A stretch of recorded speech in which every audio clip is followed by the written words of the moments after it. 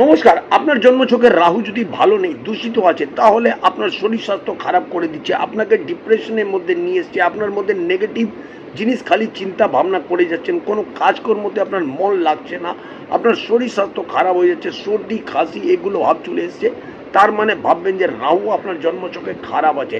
আপনি একটা ছোট্ট উপায় করবেন। কি করবেন? আপনি একটা লাল রুমাল নেবেন বা লাল কাপড় নেবেন বা লাল থলে নেবেন, তার মধ্যে একটু মৌরি ওটা ওর মধ্যে দিয়ে আপনি আপনার বালিশের তলায় রাখবেন। কারণ এই যে জায়গাটা আছে, এই জায়গাটা রাহুর জায়গা হয়। আপনি বালিশের তলায় ওখানে রেখে আপনি রোজ ঘুমাতে শুরু করুন। পর কয়েকদিন ঘুমান, যখন আপনার ঠিক হয়ে যাবে তখন কি করবেন, ওই মৌরিটা আর কাপড়টাকে নিয়ে জলে ভাসিয়ে দেবেন। এই ক্রিয়াটা আপনি করুন, দেখুন আপনি লাভবান তো হবেনই হবেন। আর 2 নম্বর উপায় কি করবেন, বাসি রুটি নিয়ে পরের দিন সকালবেলা তার মধ্যে দই দিয়ে ভালো করে মেখে ছোট ছোট টুকরো করে কাকদের খাইয়ে দিন। আপনার রাহু ভালো হবেই হবে।